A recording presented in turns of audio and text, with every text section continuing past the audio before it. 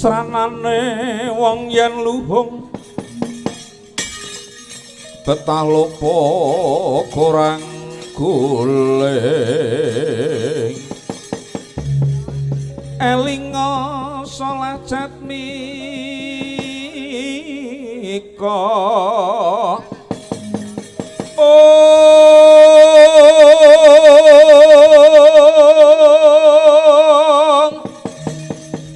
yen wacana kudu manis mreseng seming sasoma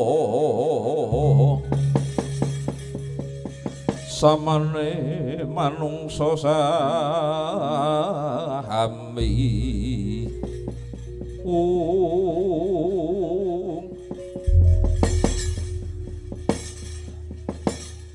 Koko Prabu sawetawis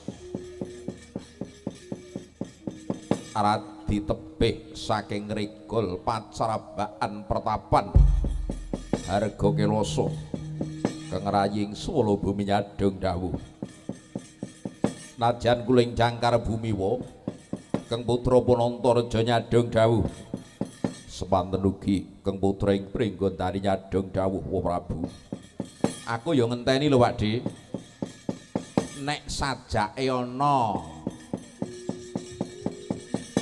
samu barang kalir sing kira-kira rada ngane-ngane ya aku kabar ana to.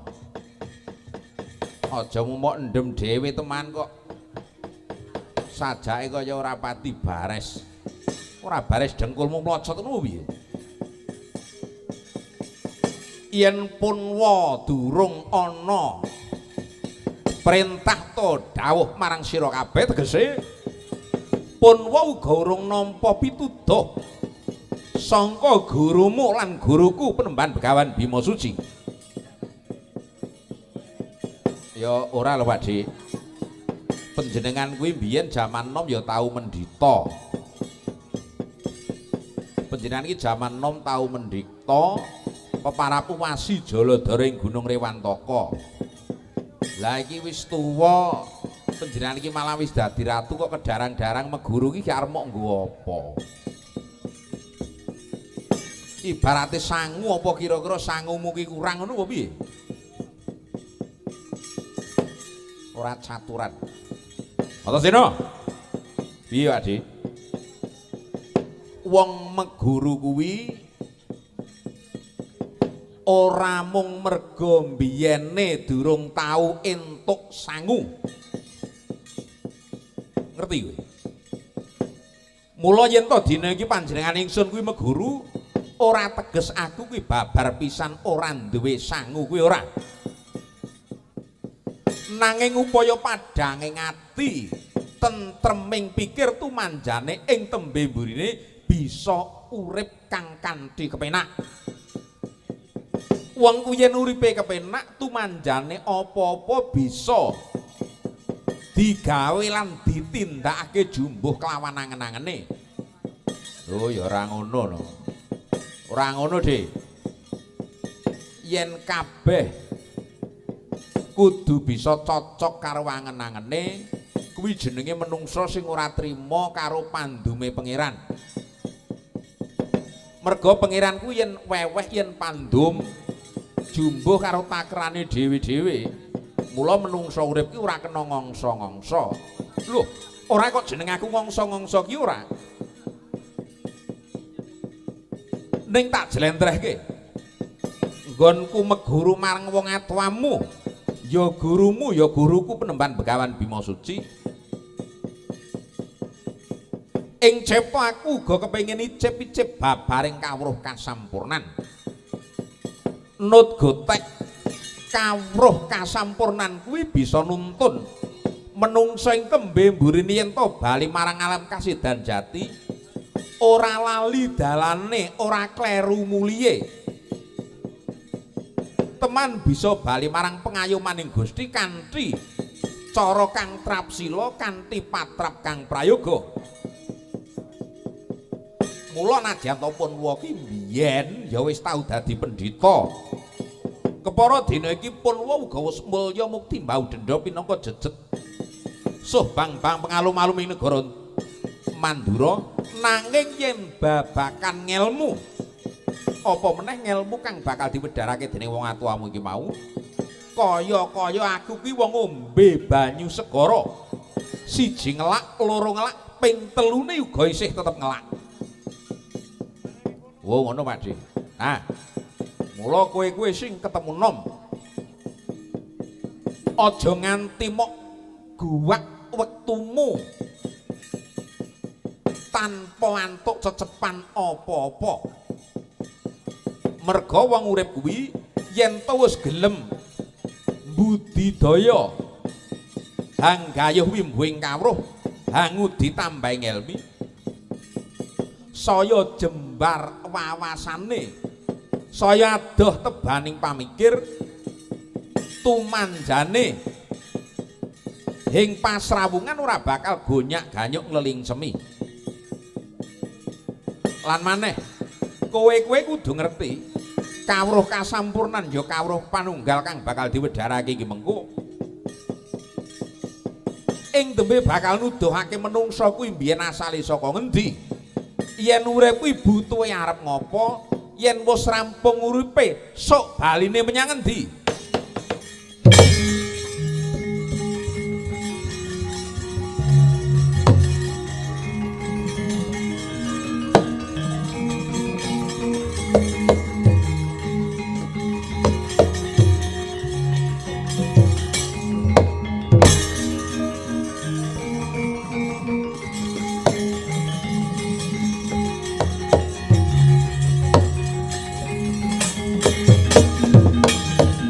Anoman malumpat sampun prapteng witing Nagasari, mulat mangan dapana wanudya guru ya haking.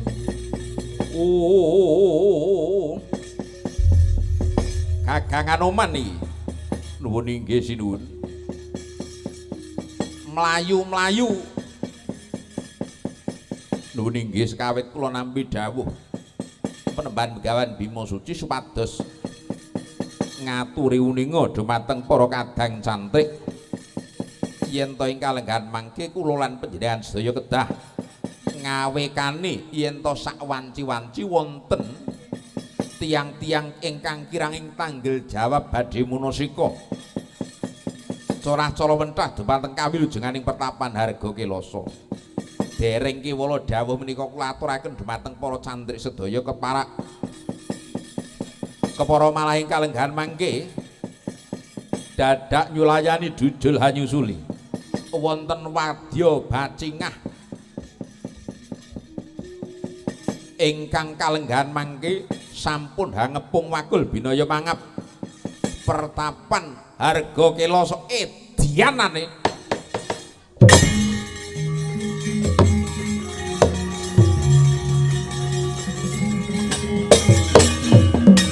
Wah, lagi wae sapet jagong nglumpukke para nom-noman cantrik manguyu jejanggan kang ngingsep kawruh ing Harga Kelasa dadak ana gawe kang kudu ngrembyahake tangan-tangane para murid. Setyaki Antareja Gatotkaca Antasena, aja mok kendhani nggonmu dandan, kepara malah kenceng ana. Ayo tapel wentis pertapan Harga Kelasa.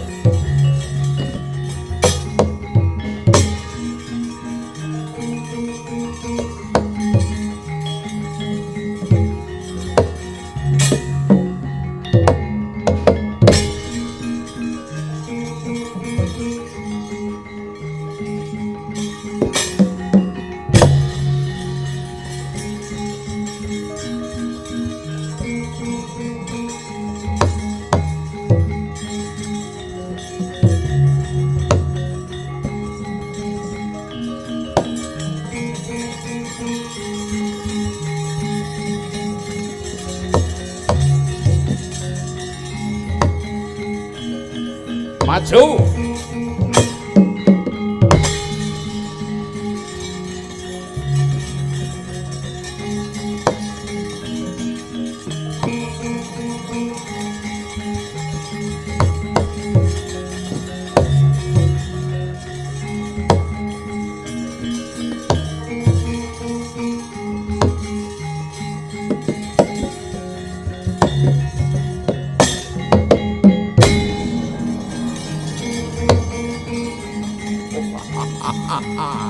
Hei!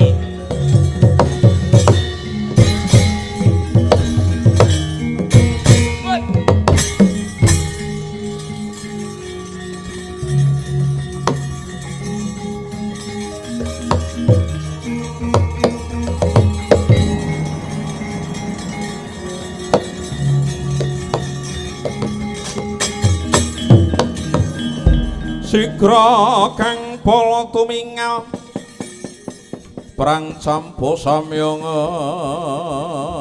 ngedali ler tatet wileting kada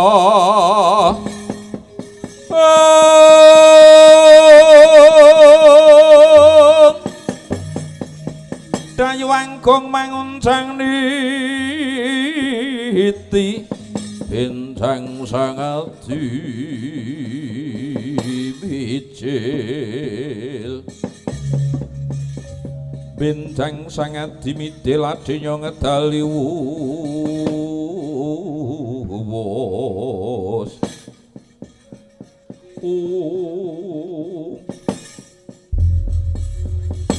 woi ladalah lagi wae nggon kulumaku macak baris nodawing Ratu Gusti Kusinuwun Prabu Karungkala saka negara Guwa Barong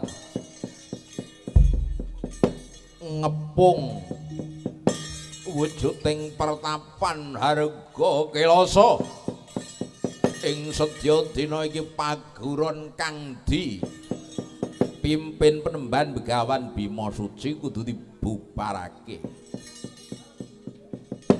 Kedadak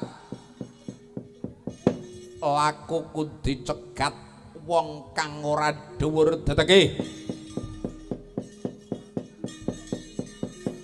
Hamung cilik awake nanging brengose biyuh-biyuh. Kandel gilap sajak dilengani kemiri dipelintir sampir ke kuping. Diadamu melang-melang mripatmu menteleng kaya bandeng sapa kowe Gus? Cantrik pertapan Harga Kiloso. Putut Tambak Yuda iku. Putut Tambak Yuda. Ya Raden Setyaki. Jebule iku isih traing ngaluhur. Kowe sapa? Keset ketimbali Sinuwun Prabu Karungkala. Pangkatku Tumenggung. Aranku Tumenggung Yudapati. Tumenggung Yudapati. Iya dasar kepranyata. Endi? Begawan Bima Suci kon maju mrene. Tak bondo tangane tak kerincung sikile tanggo pengewan-ewan. Aja ngrasani sing ora ana, sing ana wae anggepen mungsuh bebuyutan. Ketemu pirang perkara kowe karo Penemban Begawan Bima Suci. Aku murite. Oh, kowe murid to, Mas. Kowe iki rekake ning kene kuliah ngono to. Ya. Endi Mas, gurumu kon rene Mas. Gurumu wanumani gawe gendrong gawe geger negara Ngastina. Nindake wedharing ilmu kang teman bisa ngirup para mudha para kawula saka negara Ngastina. Teman iki mengko ora wurung yen ora ndang dibubarake. Bisa gawe ringki ing negara Ngastina.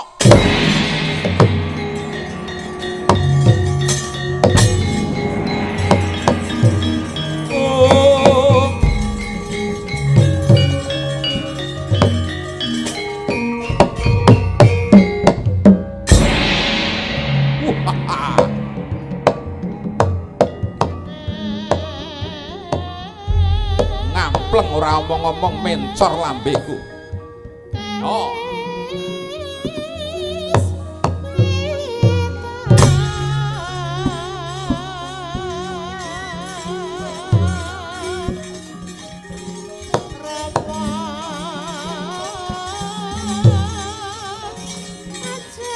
Os.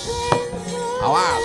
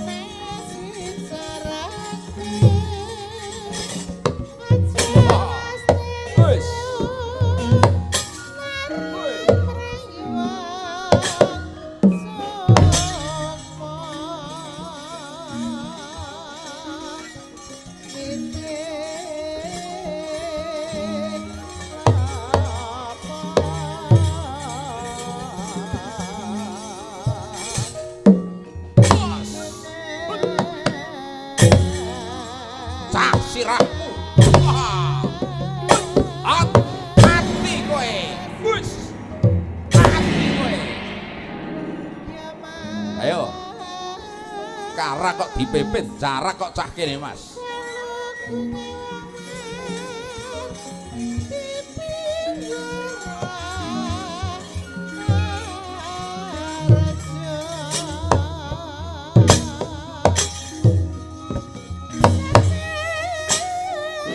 Mati aku. Waduh. Wedian. Walalala. Meripatku kok berkunang-kunang. Waduh, mantep tengan idian tangane. Ya. Ya. Mati aku. Mati aku. Waduh, duh. Edian. Waduh. Ya.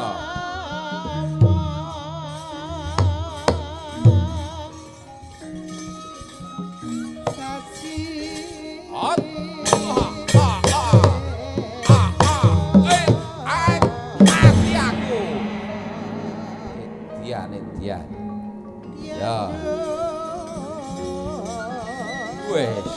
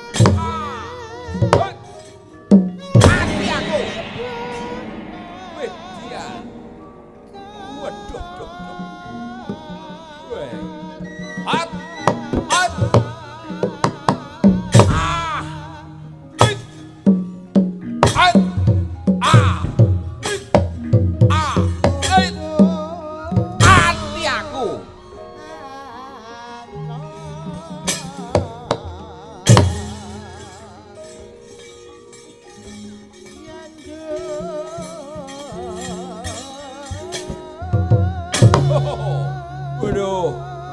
Ya. Edian. Ya.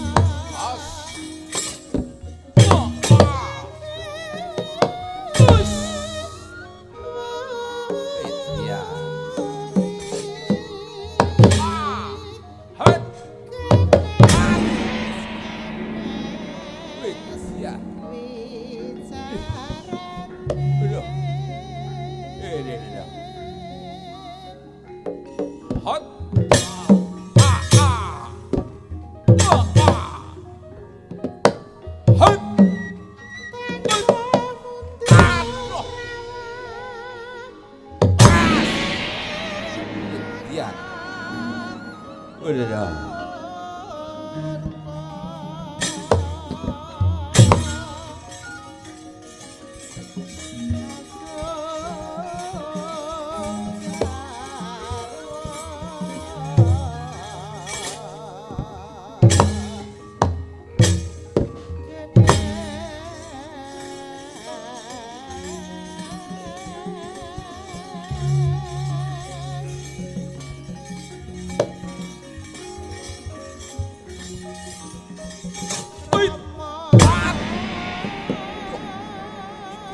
Apa iki?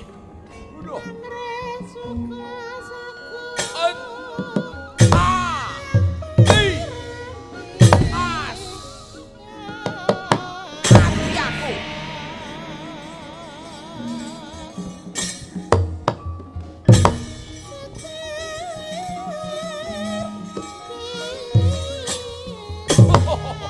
Aduh. Ya, Edian. Ya.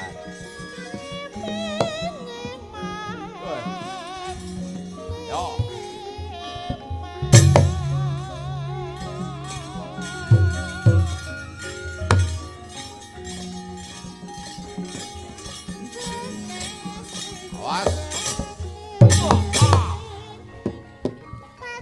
Tak dadamu.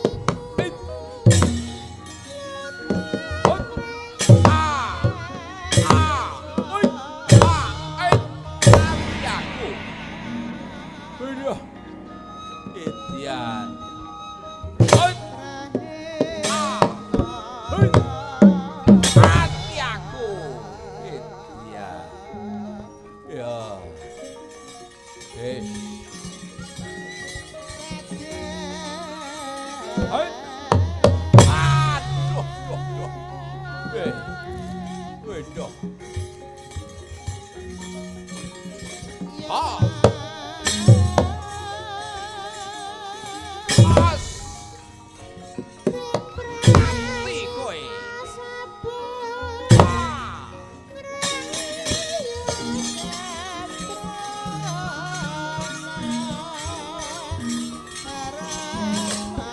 Bos. Ah.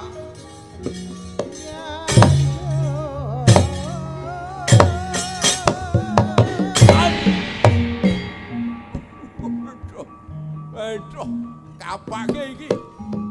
Pas. Ah.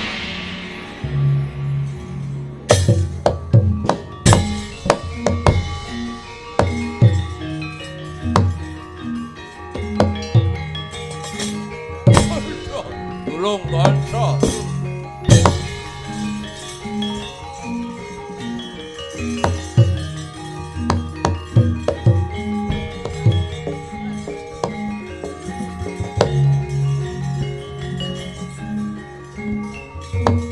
Mikir.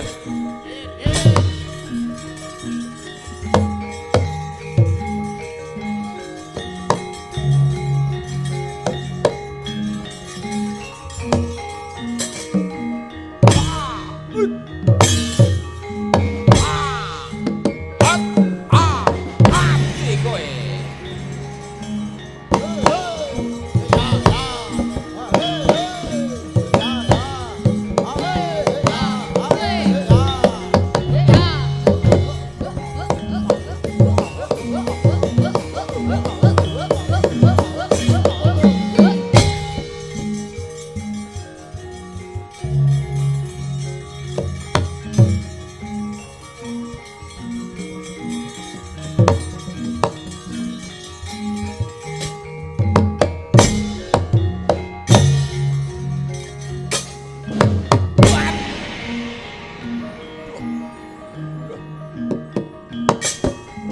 Mati aku.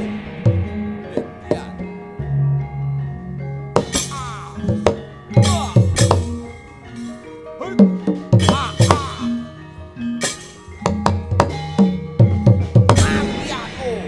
Hei. Uri.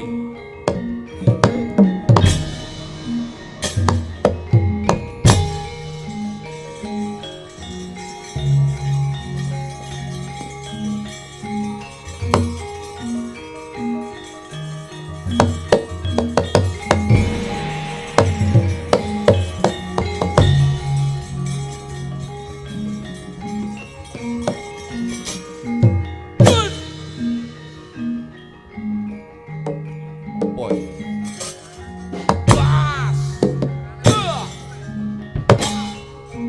Hei. Mati aku. Uri Mas.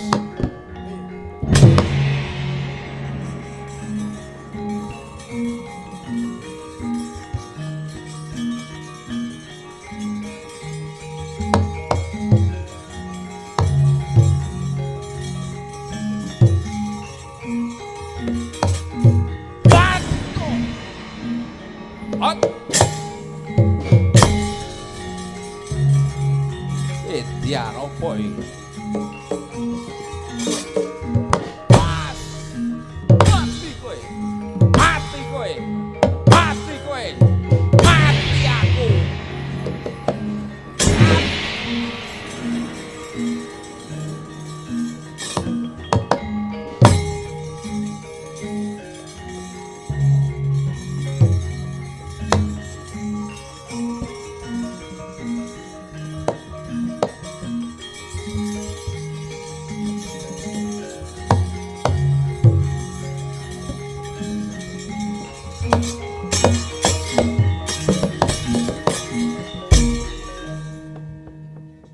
Mundura wong gua barong mundura. Prajurit sabrang iki ora kena dijagake petingane siji poto loro madang.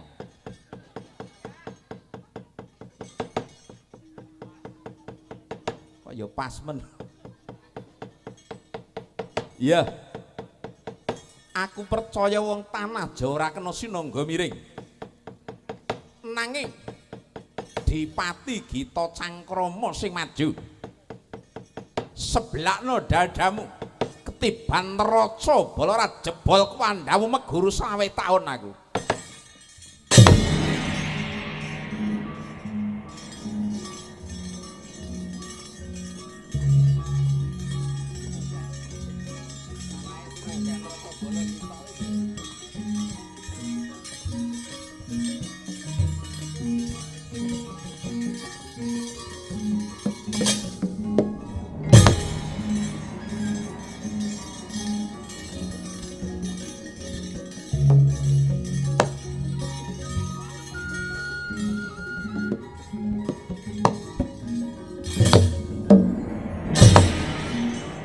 Balik neh.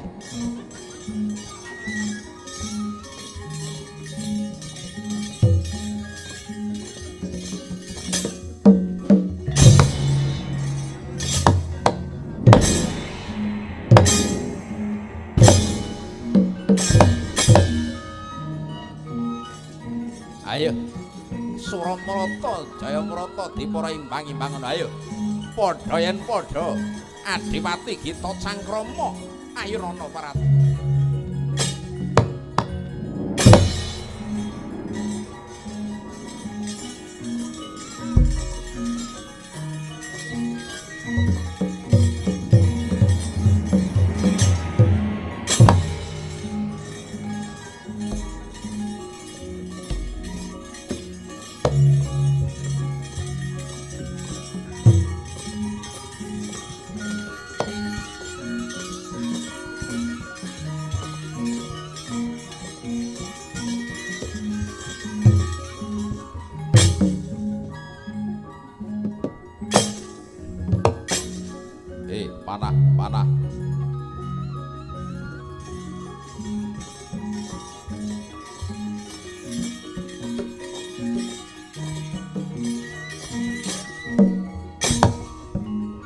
Panah. Panah.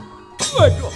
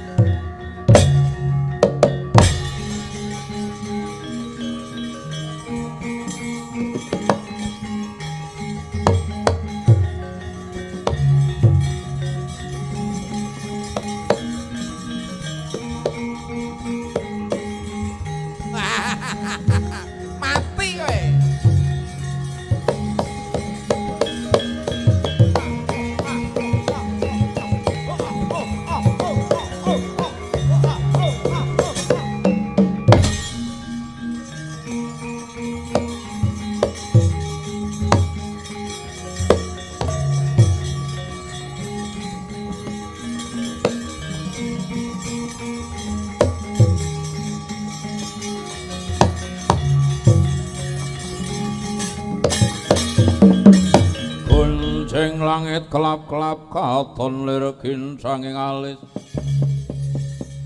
rinsang mawe gahandrung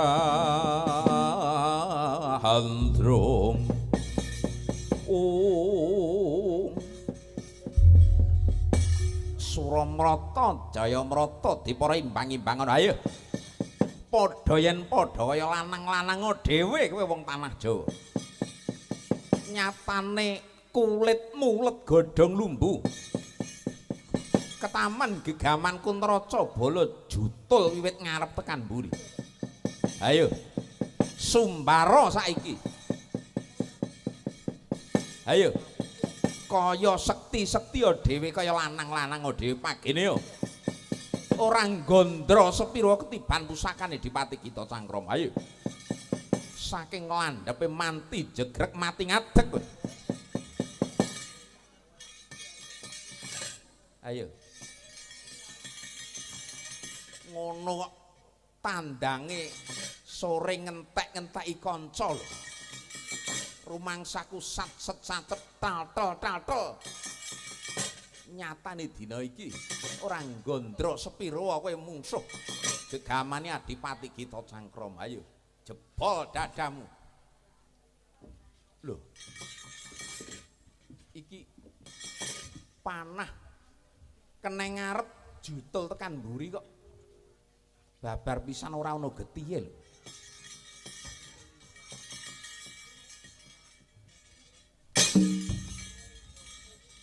lho kok ora ana tatune kok beda karo nggone tias lho iki iki biasane nek ngene iki kena metu tatune kok ora ana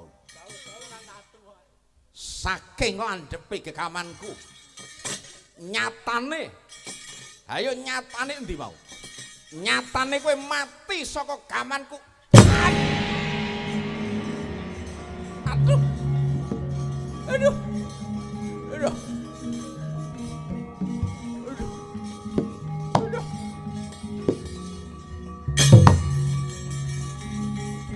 yo ngewak-ewak tenan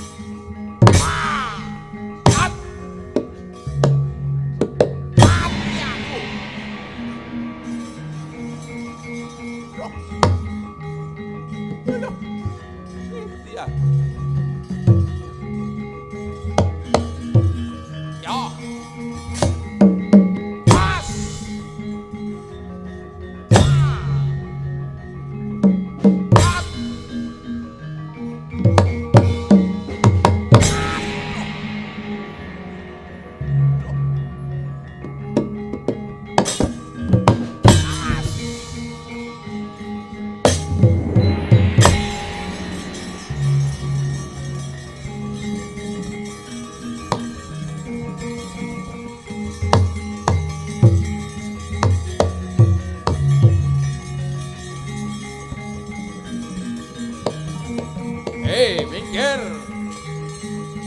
hot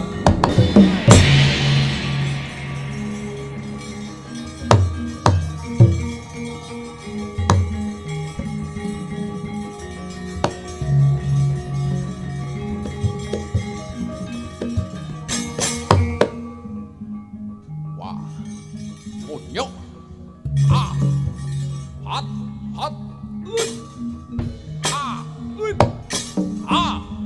tinggi parat lunyu ayo apa-apamu pas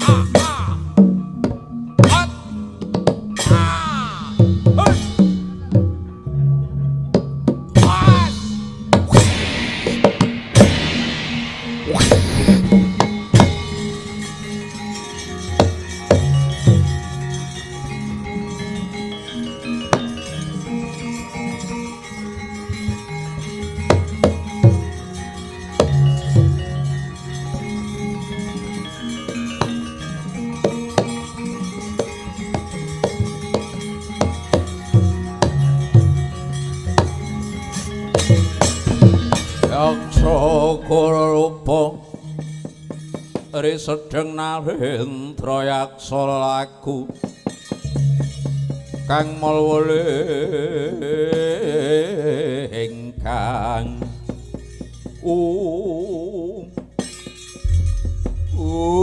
adalah para wadya bala saka Guwa Parung tinrajang kridane para santri harga kilasa bebasan kaya tambak merang sinapu banjir bandang. Jebule menungsa cilik-cilik kanthi dayane ngetapi-tapi. Ya. Kekaman saka negara Guwa Parung sing maju iki. Patih Ludra Parimuka endi saeneng-enenge cantrik harga kilasa gaglak limbahmu.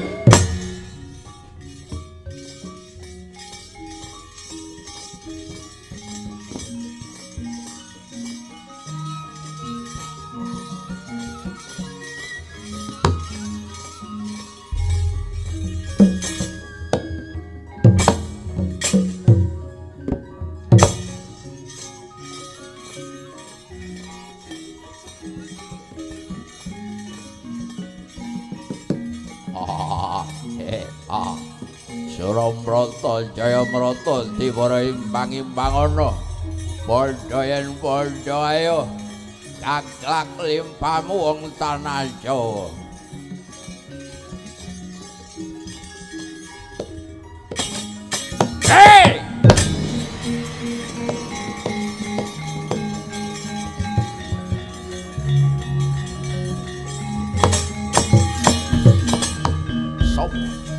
Sapa kowe? Patih saka negara Guwa Parung. Regyana Patih Ludra Parimuka. Kowe wanuh-wani gawe geger ing pertapan harga kilasa kaya lanang-lanang dhewe, kaya wani ndilat wesi abang neko wesi kligen. Ayo, kowe bali ora? Bali apa ora? Lho, kok ngakon bali kowe kuwi sok manggalaning para cantrik. Manggalaning para cantrik ing pertapan harga Kilasanata Mandura Prabu Baladewa Kusuma wali kita ya Wasi Caladara ya Prabu Anamkrasana. Baliya wateking prajurit timbang bali wirang luwih becik bali dadi padang. Piye? Bagaimana? Wateking prajurit timbang Bali Wirang luwih becik, Bali dadi bathang. Nyepelekke kandhane Nata Mantura Prabu Baladewa. Kowe tak kandhani takon Bali ora gelem. Kowe kaya mentas megero anyar ya. Kowe ngalke kasudipianmu, kaya ulet-ulet to kulitmu, kaya atos-atos balumu, alolai tungkak cangkemmu bongkong. Ayo. Suramrata Jayamarata dipara imbang-imbang ana kurang bala nyurana kurang kaman pratya. Ambyan kaya wong jala rebutun kaya menjangan mati ora-orane gigring krungu salamba sayuta mara saketi wuri lekaning atiku. Apa iki?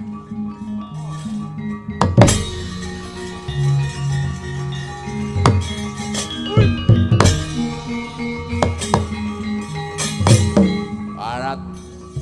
Ayo.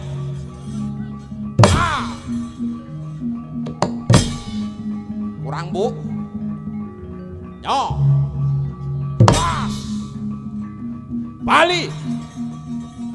Mo. Film Bali entus bisa ngendarat kawan Bima Suci. Kowe tetep ngeyel, tetep ngeyel. Nyo, tungkak kutam. Nono.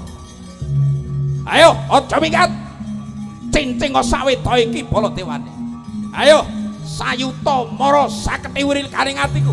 Ampian kaya wong jala rebutan kaya menjangan mati ora-orane gigre krungu salamba. Ayo, sayuta mara saketi wiril karing atiku.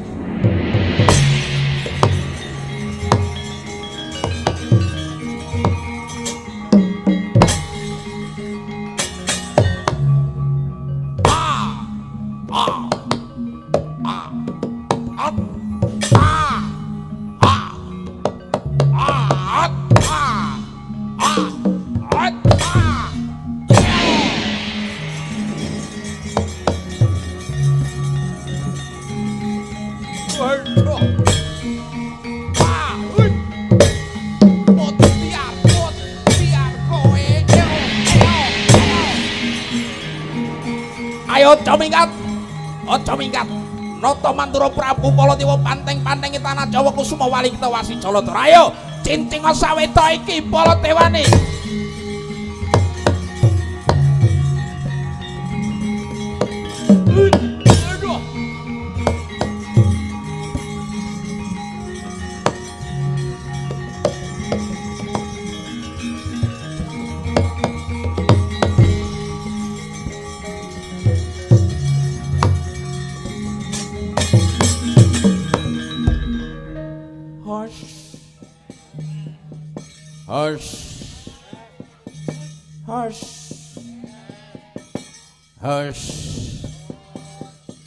Walah Gusti ragaku gondelana nyawa sing kenceng. Arang kandhing perang kok perang sekali-kali kok ya malah remuk babak bundas ra iku. Umume sing galake butane lho kok. Iki kok buta kok kalah galak iki mergo taun 2026 iki apa piye to?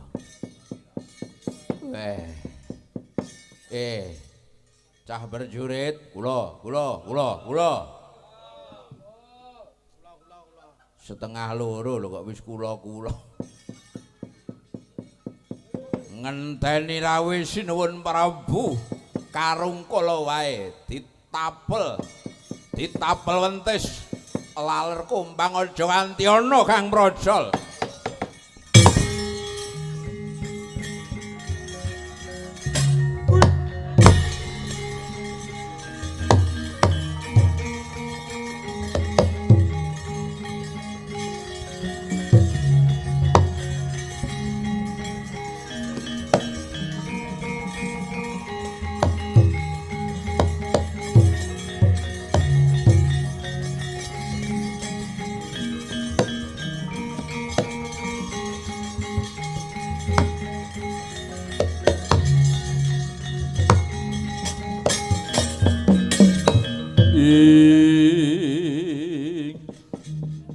Sang Baladewa Narwati miwahari Nareswara Kresna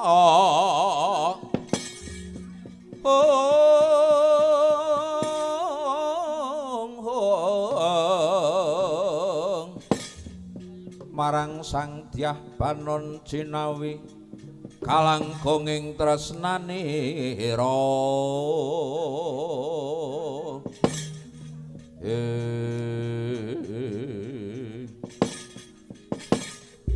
Kakang Anoman dawuh katimbalan sinuwun kanggo sawetara kena tak pesthekake kahanan ing sakiwa tengening pertapan Harga Kelasa wis ndungkap tentrem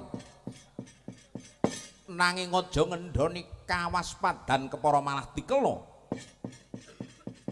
tata lair yen tawan baris pendem nanging yen to manding suruping surya mata kang cacayana loro rangkepen bebasan dadi sewu kanggo ngulat-ulati kahanan kang bakal dumadi ing Harga Kelasa kene Kakang Anoman nuwun inggih senuwun kula namung sedika ngestakaken dawuh babar pisan kawilujenganing penemban Gandung tak pasrahake marang kowe aku bakal uga melu ngulat-ngulati kahanan mratitisake para kawula kang dina iki mapan melu mangasrama ing Harga Kelasa kene aja nganti ki mengko para kawula kang uga kepengin nyecep kawruh kasampurnan saka penemban gawen Bima Suci ana kang ngaru biru ana kang ganggu gawe saguh Kang Anoman inggih sinuwun kula namung saka ya yen to wis saguh dina iki ayo sewang-sewang ngayahi tanggung jawabe dhewe-dhewe